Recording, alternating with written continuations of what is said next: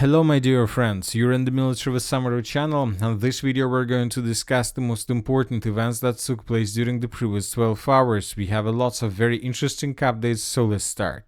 And first we're going to talk about Kiev and Zelensky. During the previous 12 hours he made lots of very interesting statements and new large-scale strikes. Zelensky in evening address urged not to ignore air raid siren these days. Earlier, Reuters reported that Russia is preparing a second major strike on Ukraine after the SBU attack on air bases. Ukrainian military sources write that a cruise missile strike and more than 500 Shaheds are possible at night. So later, the Minister of Defense of Ukraine, more precisely by the morning of the 9th of June of 2025, the Ukrainians provided us these numbers. And according to these numbers, during the night, 479 out of 499 targets were brought down by the Ukrainian air defense systems, including 460 drones, 4 out of 4 Kinjal hypersonic missiles, and 10 out of 10 Ha-101 cruise missiles. So obviously the Ukrainians, according to this article, shown us the significant result ever since the beginning of the special military operation, telling the truth. And telling the truth, it's very difficult to believe these numbers, because if you remember, on the 6th of June of 2025, so basically several days ago, the Russians carried out another massive missile strike all over the entire territory of Ukraine, and during the 6th of June we got a lot of videos how the Russian missiles were flying above the sky of Ukraine. We got a lot of videos how the Russians were attacking positions of Ukrainian facilities, military facilities with different missiles. We got a lot of videos with air defense system work of the armored forces of Ukraine, and lots of videos with Ukrainian drones. And now we do, and all these events, all these things that we just discussed took place on the night between the 5th and the 6th of June. But when talking about the previous night between the 8th and the 9th of June, telling the truth, we didn't got anything from Ukrainian side, neither from Ukrainian nor from the Russian side. And telling the truth, I have a feeling that there were no attack during the previous night at all.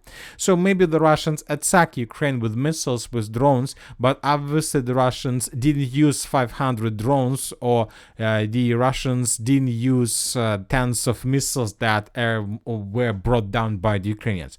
So something is wrong with these numbers, I think, but let's wait for the report of the Minister of Defense of the Russian Federation. Obviously they will give us additional details about this attack, if this attack ever happened. Anyway, today Zelensky made another important statement. We have come very close to the moment when we can force Russia to stop the war. We feel it. So this is the situation, and this is the reality Zelensky is living in. At the same time, the Russians are living in completely different reality, and the Russians, for example, during the previous 12 hours reported that we will simply cut off all the bridges across the Dnieper, a third of the country from the rest. So Russia has officially acknowledged for the first time since the beginning of the special military operation the possibility of attacking strategic bridges across the Dnieper. This was stated by Russian ambassador to the United Kingdom Andrei Kelin in an interview with the Sky News TV channel. According to him, Moscow is still conducting a limited military operation, not a large-scale war. So we see that the Russians and the Ukrainians are living in completely different realities. Zelensky believes that he is about to stop the war and to stop the Russians. The Russians began considering attacks on Ukrainian bridges along Dnipro River, which will lead to complete collapse of the entire Ukraine. So this is the situation. Anyway, let's wait and see what is going to be next, but now let's talk about the situation on the ground. And first, let's talk about the Sumo Direction, where the Russians continue their offensive operation. As for the previous 24 hours, we haven't received any video that can confirm additional progress on the ground. Telling the truth, we haven't received even a single statement or post from any mapper that the Russians improved their positions in the vicinity of the settlement of Yunakivka or on the way towards the second layer, defense layer. We haven't received anything like this. But we got a very interesting article that was published by the Ukrainian sources.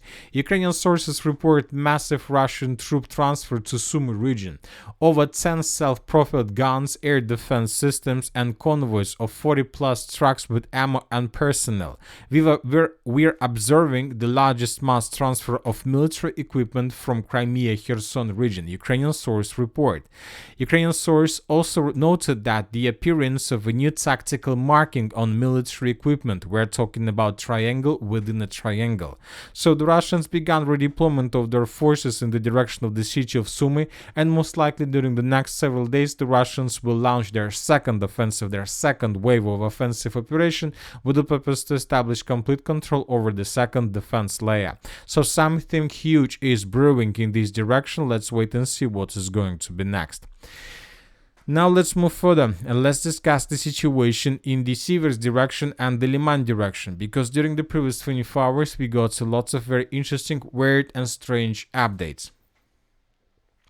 First, let's take a look at map changes. According to information we have during the previous 12 hours, during the previous days, more precisely, the Ukrainians counter-attacked in the vicinity of the settlement of Tarskoye and in the side of the Kremenная forest. So after securing the northern part of Tarskoye during the last 5 days, Ukraine army recaptured new positions east and northeast of this locality. So several mappers reported that Ukrainians during the previous days managed to move further in the eastern direction and to force the Russians to fall back in the direction of the village of Dnipropetrovsk. Furthermore, neutral mappers reported that the Ukrainians counter-attacked inside of the Kremenная forest and managed to restore control over trenches and fortifications in the central part of the forest.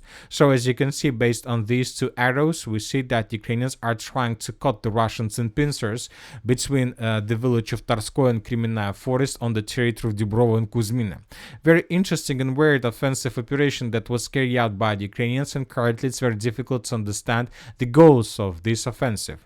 Anyway, at the same time, according to the same reports, according to the same articles, the Russians managed to improve their positions in the Sivers direction. According to information we have, during the previous 24 hours, the Russians took under control several fields, tree lines and fortifications between the settlements of Grigorovka, Serebryanka, Siversk and Verkhnykamensk itself.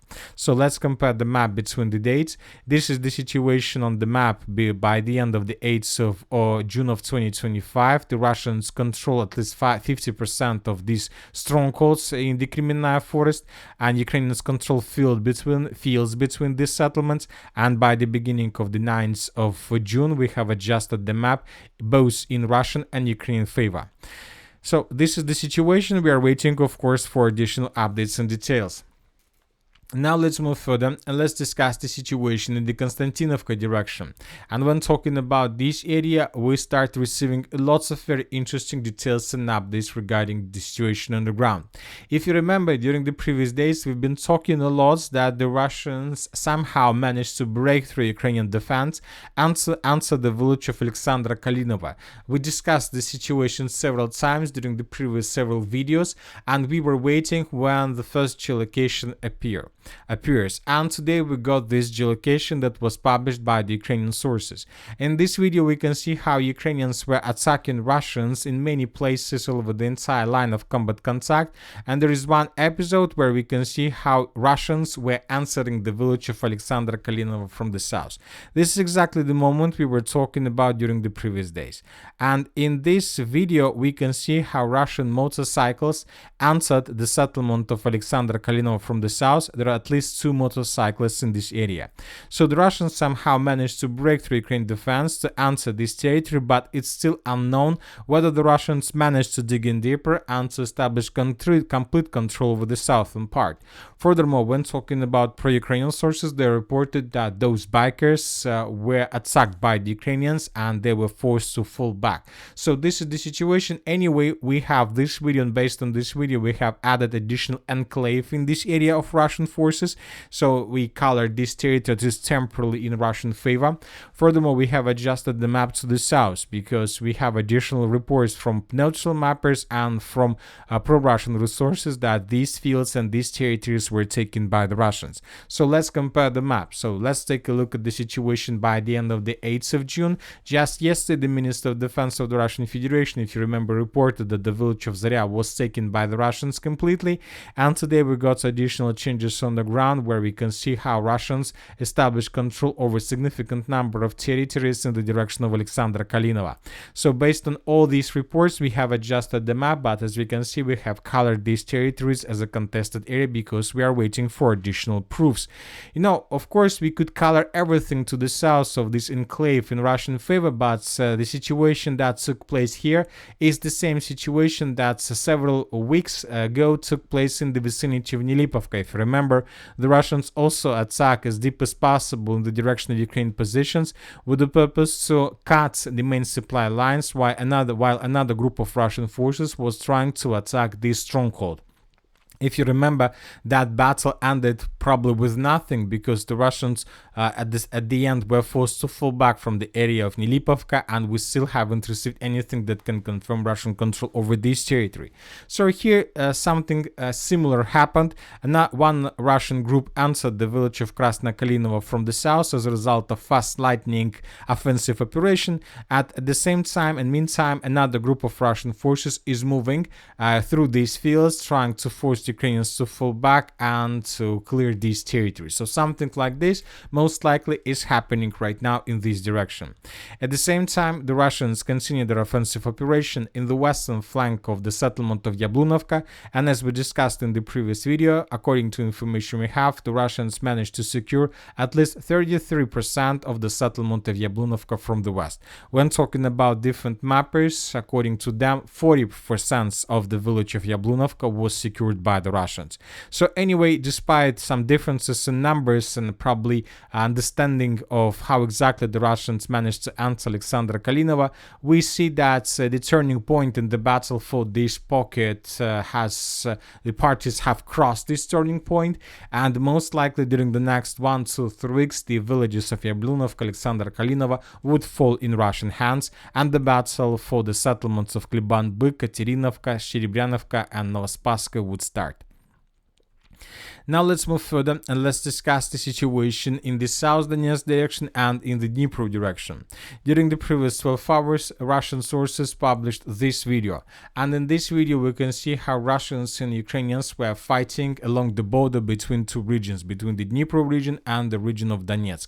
And in this video we can see how Russians were attacking positions of the armored force of Ukraine, how Russians destroyed several vehicles, how Russians destroyed several drones that Ukrainians were using to supply and support, and under the pressure of Russian units, the Ukrainians were forced to fall back. And this is exactly the moment when 3 Russian soldiers crossed the border between Dnipro and Donetsk region, and how the Russians established complete control over this territory. This episode was geolocated exactly in this point.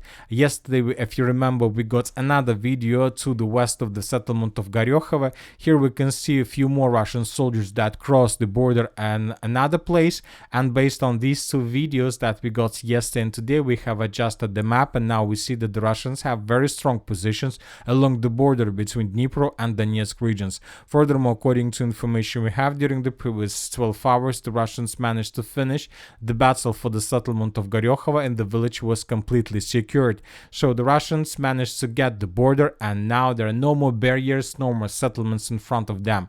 The next step is the Dnipro region itself. When talking about the settlement of Komar, there are very heavy clashes for the village. The Russians continue their offensive operation, and today several sources reported that the Russians managed to outflank the settlement of Alexeyevka from the southwest and to enter the village of Zeleny Kut. So if this information is correct, then Ukrainians would be forced to fall back from Alexeyevka in the very near future, otherwise they would be caught in cauldron by the Russians. Very heavy clashes continue in the Gula direction. During the previous 24 hours, the Russians were bombing and attacking the settlement of Poltavka by trying to reduce the village till ruins. So we are waiting for additional offensive operation in this area, and most likely the Russians will try to outflank the settlement of Gula during the summer military campaign. And that's it for the short video. Military Summary channel reminds you to condemn any violence in the world. Thank you for watching. Subscribe to my channel, put your likes, join my Patreon, and have a good day. Bye bye.